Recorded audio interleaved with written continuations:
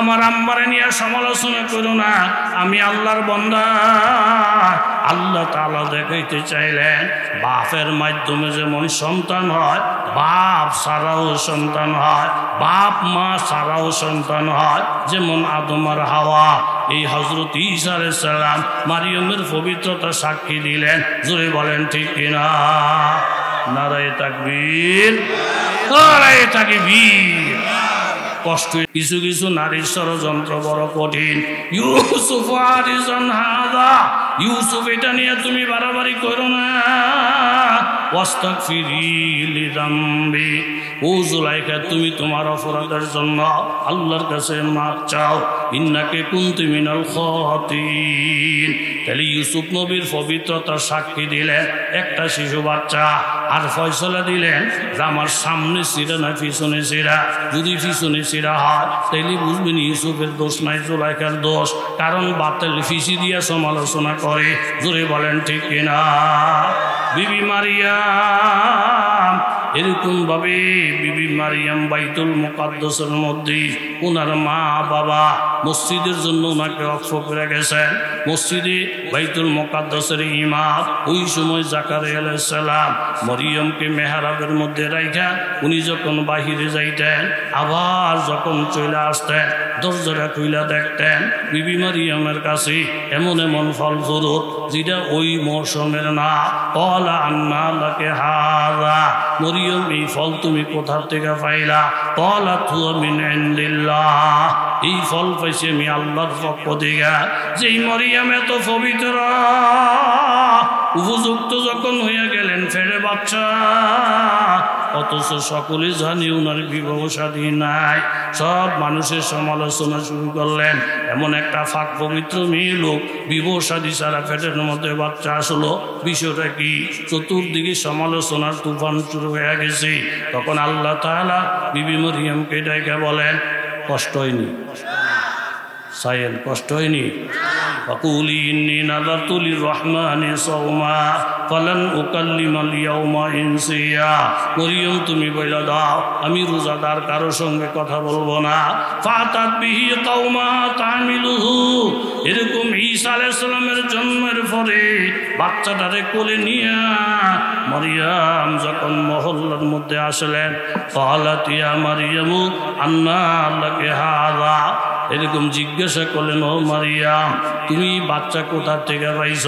ইয়া উখতা হারুন মা কানা আবুকি ইমরা সাউইন ওয়া মা কানাত উম্মুকি বাগিয়া, তোমার বাপ ভালো তোমার মা ভালো। ফাশারাত ইলাই, মরিয়ম বললেন আমাকে বিরক্ত করো না, এই শিশু বাচ্চাটাকে জিজ্ঞাসা করো। ক্বালু কাইফা নুকাল্লিমু মান কানা ফিল মাহদি সাবিয়া, যেই বাচ্চাটা এখনো দোলনার মধ্যে আছে এই বাচ্চা আবার কিভাবে কথা বলবি? আল্লাহ শিশু বাচ্চার কথা জারি করে দিলেন। ক্বালা আব্দুল ইন্নী আব্দুল্লাহ, শিশু বাচ্চা বলেন আমি আল্লাহর বান্দা। আতানিয়াল কিতাবা ওয়া জাআলানি নবিয়্যা, আল্লাহ আমাকে কিতাব দিয়েছেন, আল্লাহ আমাকে নবী বানাইছেন। ওয়া জাআলানি নবিয়্যা ওয়া জাআলানি মুবারাকান আইনামা কুনতু ওয়া আওসানি বিসসালাতি ওয়াজ যাকাতি মা দুমতু হাইয়া ওয়া বাররাম বিওয়ালিদাতি, আমার আম্মা ফুতু পবিত্র। ওয়ালাম ইয়াজআলনি জাব্বারান শাকিয়্যা, আমার আম্মা গুনাহগার নয়। এরকম ভাবে ওয়াসসালামু আলাইয়া ইয়াউমা বুলিদতু ওয়া ইয়াউমা আমুতু ওয়া ইয়াউমা উবআসু হাইয়া, যালিকা ঈসা ইবনু মারইয়াম কাউলুল হক আল্লাযী ফীহি ইয়ামতারুন। আমার আম্মারে নিয়ে সমালোচনা করো না, আমি আল্লাহর বান্দা। আল্লাহ তাআলা দেখাইতে চাইলেন বাপের মাধ্যমে যেমন সন্তান হয়, বাপ ছাড়াও সন্তান হয়, বাপ মা ছাড়াও সন্তান হয়। যেমন আদম আর হাওয়া, এই হযরত ঈসা আলাইহিস সালাম মারিয়মের পবিত্রতা সাক্ষী দিলেন। জোরে বলেন ঠিক কিনা? নারায়ে তাকবীর, নারায়ে তাকবীর। কষ্ট হয়ে যেতেছে রাত্র বেশি। তাইলে মূল কথা হলো এটা বাবা, যে আল্লাহর সাথে যখন বান্দার সম্পর্ক হবে আল্লাহ তাআলা বান্দার ইজ্জত সম্মান বাড়াইয়া দিবেন। কথা জোরে বলেন ঠিক কিনা? যুবক বিবাহর উপযুক্ত, এলাকায় যুবতী বিবাহর উপযুক্ত।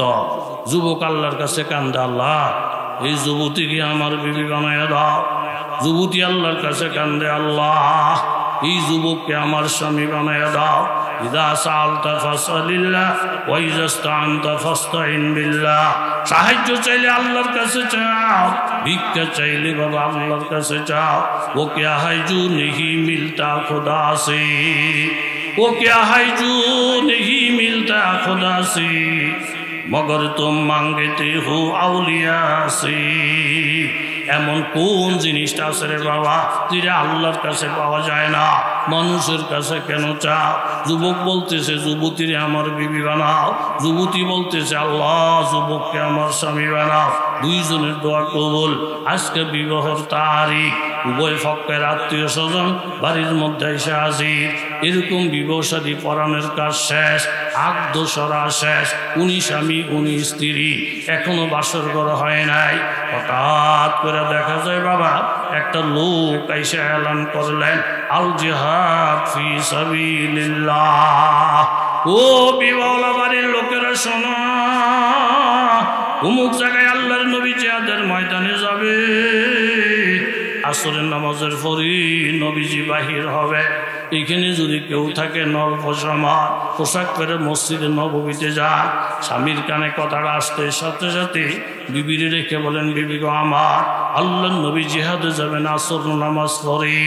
এখন নবীজির জিহাদে পাঠাইয়া দিয়া আমি তোমার সঙ্গে বাসর ঘর করলে আমার আত্মায় শান্তি পাবে না, বারবার মনটা কানবে। আমার নবীর জানি জিহাদে কি অবস্থা চলছে, সাহাবীদের জানি কি অবস্থা। বিবি তুমি যদি আমাকে বিদায় দিতা আমি জিহাদের ময়দানে চলে যাইতাম, বাঁচলে তোমার সঙ্গে দেখা হবে। আর যদি শহীদ হয়ে যায় জান্নাতে তুমি আমার বিবি হবে। জোরে বলেন ঠিক কিনা? ऊंचा में तेरी खाक का बिस्तर है हमारा, ऊंचा में तेरे खाक का बिस्तर है हमारा, ये फर्श तू मखमल से भी बढ़कर है हमारा, दीदार खुदा जलवाए अहमद है नजर में, क्या ईद का दिन अरसे माशर ही हमारा। স্বামীর কথাটা শুনে বিবি বড় অবাক। স্বামী আপনার কথার সঙ্গে আমি একমত। আল্লাহ নবী জিহাদে থাকবে, আমি আপনার আটকায় রাখা বাসর ঘর করবো। আমিও তো নবীর কাছে মুখ দেখাইতে পারবো না। স্বামী দিল থেকে আপনারে বিদায় দিতেছি, একটু দোয়া করব, আপনি আমার সঙ্গে আমিন আমিন বলেন। বিবি দোয়া করতেছেন, আল্লাহ আমার স্বামীরে তোমার রাস্তায় দিলা, আমার স্বামীকে বিজয়ের পতাকা দিও, মুসলমানদেরকে কামিয়াব কইরা, নবীরে তুমি হেফাজত কইরা। মুক্তাসের দোয়া করে ছেড়ে দিলে। এমন ভাবে যুদ্ধ চলছে বাবা, অল্প সময় কাফেরেরা ময়দান ছেড়ে ফলাইয়া যায়, মুসলমানেরা বিজয়ের পতাকা উড়াইয়া মদিনায় আসি। নবীজি যুবককে রেখে বললেন, বলি যাও জিকা আলাইকা হক, তোমার বিবির প্রতি তোমার হক আছে, যাও বিবির খবর লাও। যুবক শ্বশুর বাড়িতে আসলেন, ঘরে ঢুকলেন, স্বামী স্ত্রী ছাড়া আর কেউ নাই। যুবক বললেন, বিবি গো আমার, তুমি যেইভাবে দোয়াটা করছো গো বিবি, এইভাবে দোয়া কবুল হয়ে গেছে, কোথাও কোনো আঘাত পাই নাই, চোট পাই নাই, অল্প সময় বিজয়ের পতাকা উড়াইতে পারছি। যে আল্লাহ এতটুকু দয়া করলো, তোমার সাথে প্রেম বিনিময় করার আগে আমি আমার মাবুদের কাছে দুইটা